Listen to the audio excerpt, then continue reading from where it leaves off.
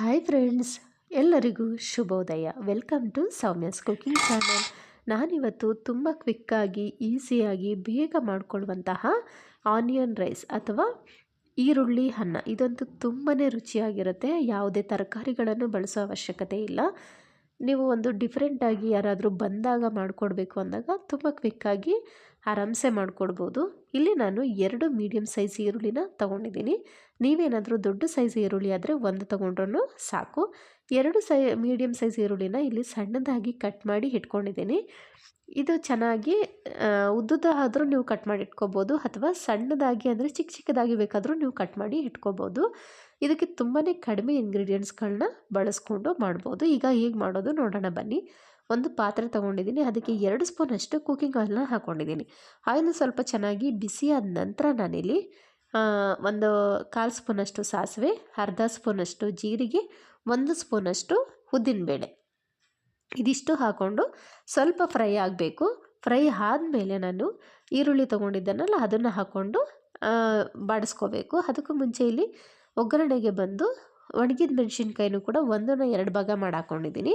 ಮತ್ತು ಕರಿಬೇವಿನ ಸೊಪ್ಪು ಅದನ್ನು ಕೂಡ 5ರಿಂದ 6 ಎಲೆ ಹಾಕ್ಕೊಂಡು ಸ್ವಲ್ಪ ಅದನ್ನು ಎಣ್ಣೆಯಲ್ಲಿ ಬಾಡಿಸ್ಕೊಂಡು ಆನಂತರ ನಾನಿಲ್ಲಿ ಈರುಳ್ಳಿನ ಹಾಕೋತಾ ಇದ್ದೀನಿ.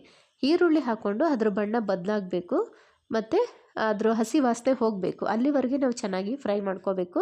ಇದಕ್ಕೆ ರುಚಿಗೆ ಎಷ್ಟು ಬೇಕಷ್ಟು ಉಪ್ಪನ್ನ ಸೇರಿಸ್ಕೊಂಡು ನೀಟಾಗಿ ಫ್ರೈ ಮಾಡಿಕೊಂಡ್ರೆ ತುಂಬಾ ರುಚಿಯಾಗಿರುತ್ತೆ. ಸೊ ಈಗ ನೋಡ್ತಾ ಇದ್ದೀರಲ್ಲ, ಈರುಳ್ಳಿನ ಚೆನ್ನಾಗಿ ಫ್ರೈ ಮಾಡ್ಕೋತಾ ಇದ್ದೀನಿ. ಈರುಳ್ಳಿ ಎಲ್ಲ ಚೆನ್ನಾಗಿ ಫ್ರೈ ಆದ ನಂತರ ನಾನಿಲ್ಲಿ ಅರಶಿನ ಸೇರಿಸ್ಕೋತೀನಿ. ಯಾವುದೇ ಅಡುಗೆಗಾಗಲಿ ನಾವು ಅರಶಿನ ಬಳಸ್ಕೊಂಡಾಗ ಅದು ನಮ್ಮ ಬಾಡಿಯಲ್ಲಿ ಆ್ಯಂಟಿ ಆಕ್ಸಿಡೆಂಟ್ ಅಂದರೆ ಇಮ್ಯುನಿಟಿ ಬೂಸ್ಟ್ ಆಗುತ್ತೆ ಅನ್ನೋದಕ್ಕೆ ಕಾರಣವಾಗಿ ನಾವು ಆಧುನಿಕ ಕಾಲದಿಂದನೂ ಕೂಡ ಅರಿಶಿನ ಅಡುಗೆಗೆ ನಾವು ಬಳಸ್ತಾ ಇದ್ದೀವಿ.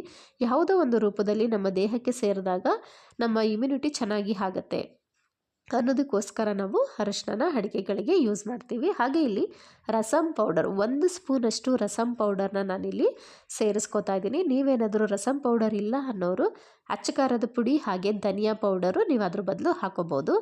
ಇಲ್ಲಿ ಒಂದು ನಿಂಬೆಹಣ್ಣು ಗಾತ್ರಕ್ಕೆ ಸ್ವಲ್ಪ ಹುಣಸೆಹಣ್ಣು ಕೂಡ ನಾನು ಚೆನ್ನಾಗಿ ಕಿವುಚ್ಕೊಂಡು ಅದ್ರ ರಸನ ಇದಕ್ಕೆ ಸೇರಿಸ್ಕೋತಾ ಇದ್ದೀನಿ.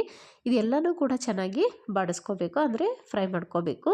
ಎಲ್ಲನೂ ನಾನು ಮೀಡಿಯಮ್ ಫ್ಲೇಮಲ್ಲೇ ಇಟ್ಕೊಂಡು ಫ್ರೈ ಮಾಡ್ಕೋತಾ ಇದ್ದೀನಿ. ಹಾಗೆ ಇಲ್ಲಿ 1 ಸ್ಪೂನಷ್ಟು ಬೆಲ್ಲ ಹಾಕೋತಾ ಇದ್ದೀನಿ. ಬೆಲ್ಲ ನಿಮ್ಮ ಚಾಯ್ಸ್ಗೆ ಬಿಟ್ಟಿದ್ದು, ಬೇಡ ಅನ್ನೋರು ಸ್ಕಿಪ್ ಮಾಡ್ಕೋಬೋದು. ಬಟ್ ಹಾಕಿದಾಗ ಹುಳಿ, ಉಪ್ಪು, ಖಾರ, ಸಿಹಿ ಎಲ್ಲವೂ ಕೂಡ ಒಂದು ಹದದಲ್ಲಿದ್ದಾಗ ತುಂಬಾ ರುಚಿ ಅನಿಸುತ್ತೆ. ಆ ಅಡುಗೆ ಕೂಡ ತುಂಬ ಚೆನ್ನಾಗಿ ಬರುತ್ತೆ. ಹಾಗಾಗಿ ಇಲ್ಲಿ ನಾನು ರೈಸ್ನ ಮೊದಲೇ ಮಾಡಿಟ್ಕೊಂಡಿದ್ದೆ. ಸೊ ಇದೆಲ್ಲ ಫ್ರೈ ಆದ ನಂತರ ನಾನಿಲ್ಲಿ ರೈಸ್ನ ಹಾಕ್ಕೊಂಡು ಸ್ವಲ್ಪ ಕೊತ್ತಂಬರಿ ಸೊಪ್ಪನ್ನ ಹಾಕ್ಕೊಂಡು ನೀಟಾಗಿ ಮಿಕ್ಸ್ ಮಾಡಿದ್ರೆ ಒಂದೊಳ್ಳೆ ಆನಿಯನ್ ರೈಸು ರೆಡಿ ಆಗುತ್ತೆ.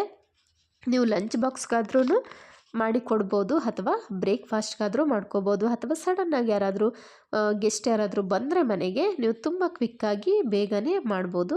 ತುಂಬಾ ರುಚಿಯಾಗಿರುತ್ತೆ. ನೀವು ಒಂದ್ಸರಿ ಟ್ರೈ ಮಾಡಿ ಹೇಗೆ ಬಂತು ಅಂತ ಕಮೆಂಟ್ ಸೆಕ್ಷನಲ್ಲಿ ಕಮೆಂಟ್ ಹಾಕೋದನ್ನು ಮರಿಬೇಡಿ. ಅದಕ್ಕೂ ಮುಂಚೆ ಯಾರೆಲ್ಲ ನಮ್ಮ ಚಾನಲ್ ಸಬ್ಸ್ಕ್ರೈಬ್ ಮಾಡ್ಕೊಂಡಿಲ್ವೋ ಪ್ಲೀಸ್ ಸಬ್ಸ್ಕ್ರೈಬ್ ಮಾಡ್ಕೊಳ್ಳಿ. ಪಕ್ಕದಲ್ಲಿರುವಂತಹ ಬೆಲ್ ಐಕಾನ್ ಒತ್ತೋದನ್ನು ಮರಿಬೇಡಿ.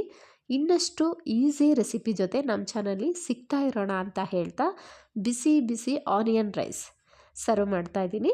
ನೋಡ್ತಾ ಇದ್ದೀರಲ್ಲ, ನೆಕ್ಸ್ಟ್ ವಿಡಿಯೋದಲ್ಲಿ ಸಿಗ್ತೀನಿ ಫ್ರೆಂಡ್ಸ್. Take care.